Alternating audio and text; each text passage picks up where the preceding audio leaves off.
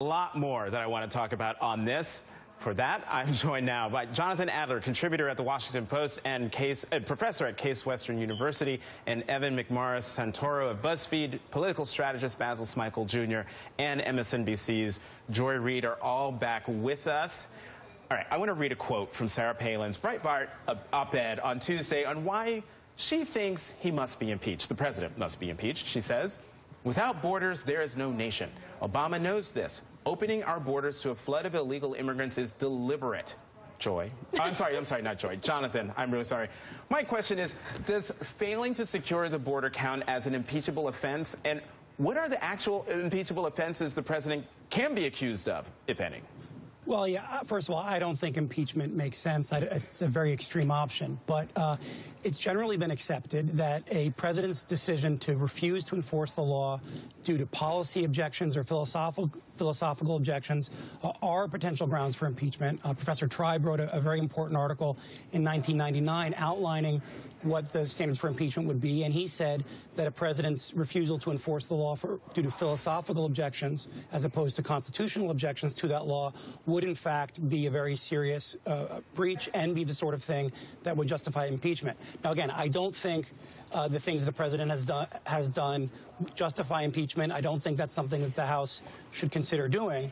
But this refusal to enforce the law is the sort of thing that folks like Professor Tribe have in the past said would justify consideration of impeachment. Yeah, I would have, Jonathan, is it refuses to enforce what law? The law that controls the way that those kids that are flooding over the southern border are treated. The law in place, which was signed by President George W. Bush, says that you cannot take those children and stick them on a plane and send them back to Guatemala. Right. They have to have a procedure. The president is actually enforcing that law, and that is what people are complaining about because they haven't taken the kids and literally shoved them over the border back into Mexico from whence they did not come. Right. Mm-hmm. Well, I would agree with. I agree that in the immigration context, the balance of authority between the legislature and the executive and the degree of discretion that the executive lawfully has is actually more complicated than the former Governor Palin suggests.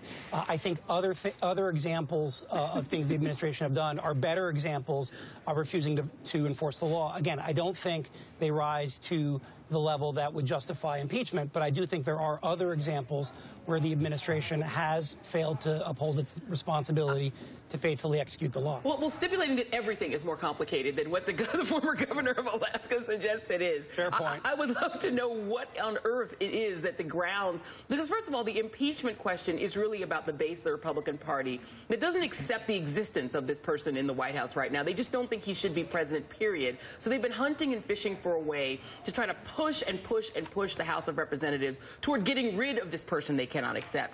So they really have never tried to come up with some sort of legal basis. They just want him gone. So I would be fascinated to know what a factual case would be for why this president would merit impeachment. They just don't like him. You know, and I would, if I can interject, what I would also add to this is that back in 1998, the American Enterprise Institute, conservative think tank, even wrote about the frivolity of using impeachment with Bill Clinton, saying that you can't go down this path because it accomplishes nothing for you. And my question about this particular act is, why is it that if the Republicans are in this period of building, that they're actually using this as a rebuilding strategy going into 2016. I may understand it as a rallying cry for 2014, but it does nothing for potential nominees for 2016. I mean, this is very simple. Boehner was there the last time the House did this to a president. It was a huge debacle. He's not going to do it again.